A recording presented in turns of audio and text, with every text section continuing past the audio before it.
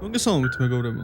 მე ვარ Spirit Surplus-ი და დღეს უნდა ვისაუბროთ ერთ-ერთ ყველაზე უცნაურ, შემზარავ და დღემდე ბოლომდე ამოუხსნელ გაუჩინარებაზე ამერიკის კრიმინალურ ისტორიაში. ეს არ არის უბრალოდ ისტორია ბავშვზე, რომელიც სახლიდან გავიდა და დაიკარგა. ეს არის ისტორია 9 წლის გოგონაზე, რომელიც შუაღამის შემდეგ ძლიერი წვიმისა და გარის დროს სახლიდან გამოვიდა.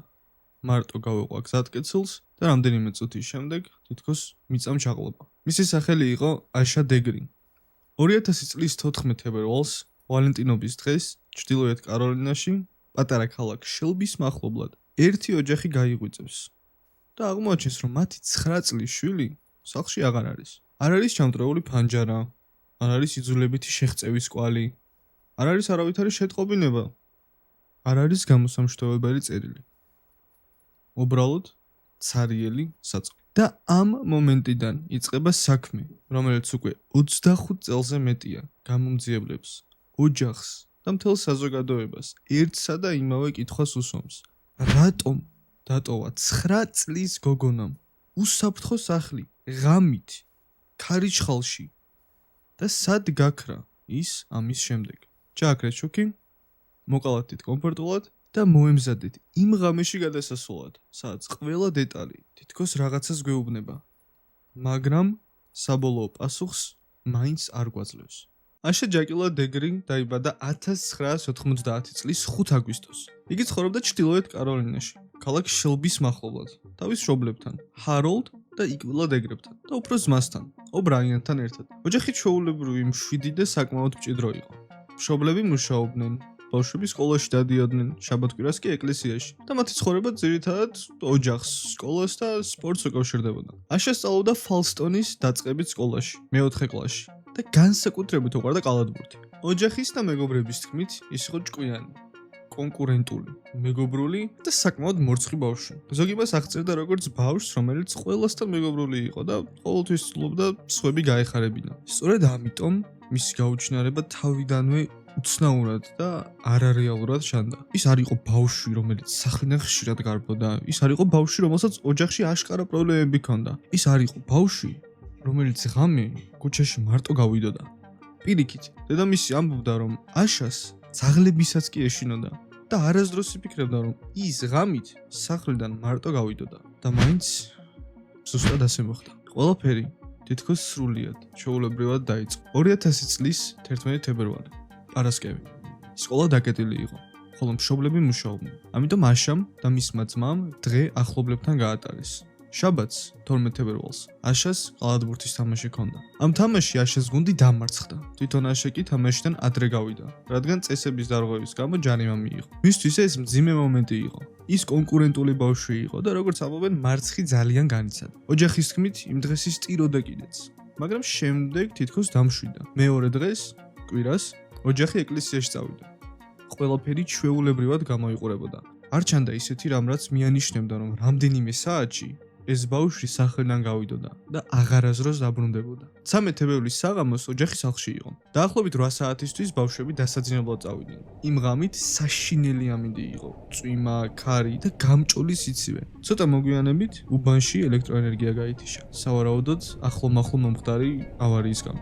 ელექტროენერგია მოგვიანებით დაბრუნდა. მამამ, ჰაროლდმა, შვილებს დახედა. აშა და მისი ძმა ორივე საწოლში იყვნენ. FBI-ის ოფიციალური ვერსიით დაახლოებით 3-ის ნახევარზე მამამ კიდევ ერთხელ დახედა ბავშვებს და ისინი ისევ საწოლში იყვნენ და ეძინათ. ეს არის ბოლო მომენტი, როცა ოჯახმა აშა სახლში ნახა. ამის შემდეგ იწყება ის ნაწილი, რომელიც ამ საქმეს ამოუხსნელად აქცევს. სადღაც 3-ის ნახევარსა და 7-ის ნახევარს შორის აშა დეგრინ საწოლიდან ადგა. როგორც გამოძიება ვარაუდობს, მას წინასწარ ჰქონდა ჩალაგებული ჩანთა, კარა და საკლდა მისი რამდენიმე ნივთი და ტანსაცმელი.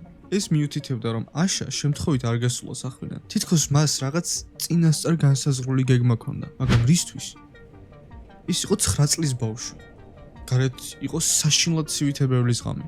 წვიმა, ქარიშხალი, სიბნელე და აშა სახლიდან გავიდა. მისმა ძმამ, ობრაიანტმა, მოგვიანებით გაიხსენა, რომ ღამით თითქოს საწოლის ჭრაჭუნის ხმა გაიგო. მან იფიქრა, რომ აშა უბრალოდ გადაბრუნდა ან პოზიცია შეიცვალა და ყურადღება აღარ მიაქცია. დაახლოებით დილის 4 საათისთვის რამდენიმე მძღოლმა გზატკეცილ 18-ზე პატარა გოგონა დაინახა. აღწერა ემთხვეოდა აშას.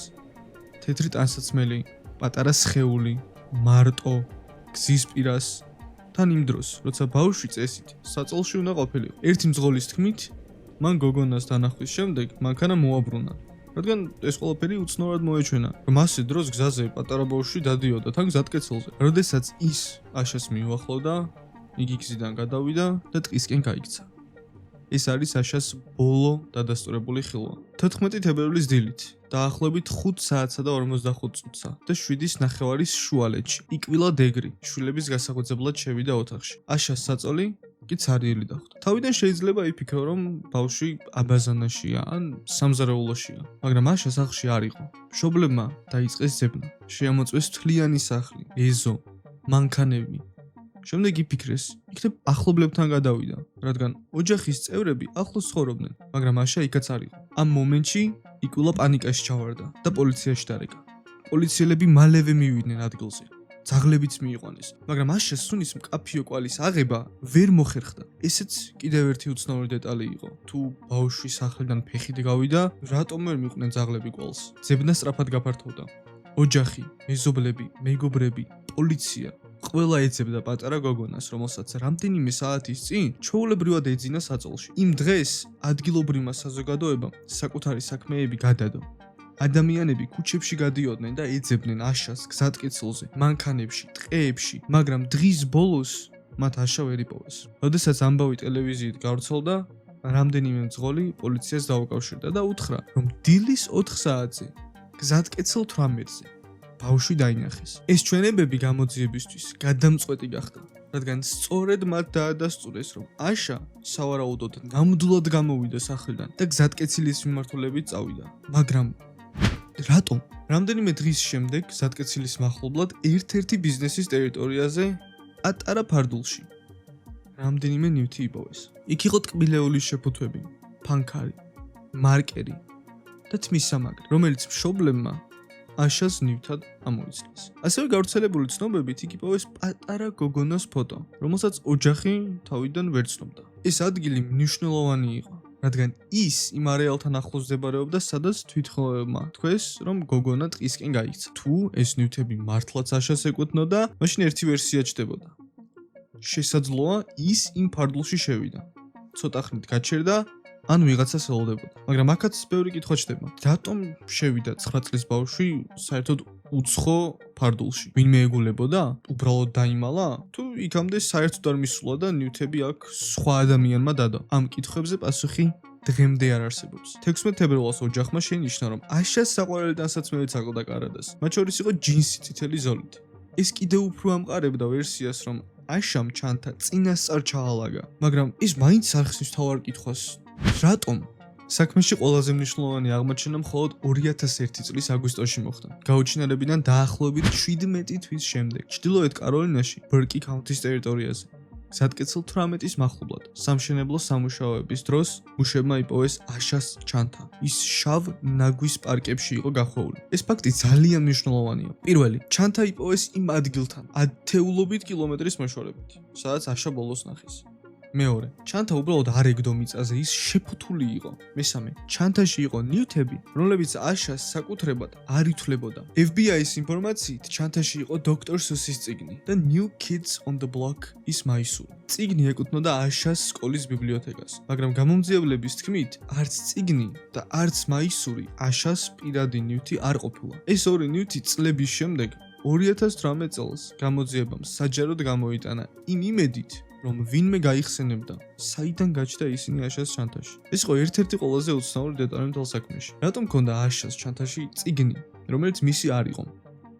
რატომ იყო იქ მაისური, რომელიც მას არ ეკუთვნოდა? ვინ ჩადო ეს ნივთები ჩანთაში? და რატომ იყო ჩანთა შავ პარკებში გახვეული? თითქოს ვიღაც ცდილობდა მის დამალვას. 2015 წელს საქმეს ახალი სიცოცხლე მიეცა. Cleveland County Sheriff's Office-მა, FBI-მ და North Carolina State Bureau of Investigation-მა საქმეს თავიდან გადახედეს. 2016 წელს FBI-მ ახალი შესაძლო მინიშნება გამოაქვეყნა. შესაძლოა აშა იმ ღამით ჩაჯდა ან ჩასვეს მუქ, მწვანე 1970-იანი წლების მანქანაში. მოდელად დასახელდა Ford Thunderbird ან Lincoln Mark 4, რომელსაც შესაძლოა ჟანგი ქონოდა ბორბლების გარშემო. ეს ინფორმაცია ძალიან მძიმეა, რადგან მან საქმე სხვა მიმართულებით წაიყვანა. თუ აშა უბრალოდ სახლიდან გავიდა და დაიკარგა, მაშინ საქმე ერთი ტიპის ტრაგედიაა, მაგრამ თუ ის გზატკეცილზე ვიღაცა მანქანაში ჩაისვა, მაშინ საქმე უკვე სავარაუდო გატაცებად იქცევა. და ამ შემთხვევაში მთავარი კითხვა კიდევ უფრო საშიში ხდება. ვინ იცოდა, რომ 9 წლის გოგონა იმ ღამით გარეთ იქნებოდა? რატომ გავიდა აშა სახლიდან? ეს არის საქმის ყველაზე მტკივნეული და ამოუხსნელი ნაწილი. გამოძიებას არ აქვს უკაფიო პასუხი, რატომ დატოვა აშამ სახლი. არსებობს რამდენიმე ვერსია. პირველი ვერსია უკავშირდება კალათბურთის თამაშს. შესაძლოა ბავშვმა მარცხი მძიმედ მიიღო და ემოციურად რაღაც გადაწყვეტილება მიიღო. მაგრამ ოჯახი ამბობს, რომ მეორე დღეს ის უკვე მშვიდად იყო.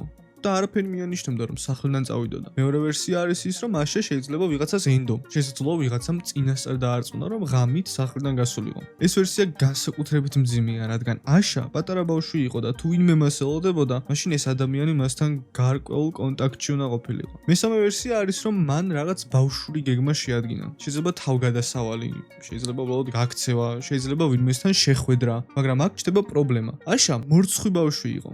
ეშინოდა სიბნელის და ძაღლებისაც კი. ასეთ ბავშვს რთული წარმოსადგენია, რომ ის თავისი ნებით წავიდოდა ქარიშხლიან ღამეში გზატკეცილისკენ. მეოთხე ვერსია არის, რომ მან სახლი დატოვა, მაგრამ შემდეგ გზაზე სხვა ადამიანი შეხვდა და სიტუაცია უბრალოდ კონტროლიდან გამოვიდა. გამომძიებლები წლების განმავლობაში ამბობდნენ, რომ ამ საქმეში ყველაზე მნიშვნელოვანი ის ადამიანია, ვინც შეიძლება ფლობდეს პატარა დეტალს, რომელიც თავის დროზე უმნიშვნელოდ ჩათვალა. წლების განმავლობაში საქმე თითქოს გაჩერებული იყო. იყო ბევრი მინიშნება, ბევრი ინტერვიუ, ბევრი ცრუკვალი, მაგრამ აშა მაინც არ ჩანდა. შემდეგ 2024 წელს გამოძიება მოულოდნელად გაცოცხლდა. სექტემბერში Cleveland County Sheriff's Office-მა, FBI-მ და SBI-მ რამდენიმე ჭხრეკა ჩაატარეს. მოგვიანებით, საჯაროდ გამოქვეყნებული ორდერების მიხედვით, გამომძიებლები უკვე მიიჩნევდნენ, რომ აშა დეგრი სავარაუდოდ ყრილობის მსხვერპლი გახდა და მისი სხეული დამალეს.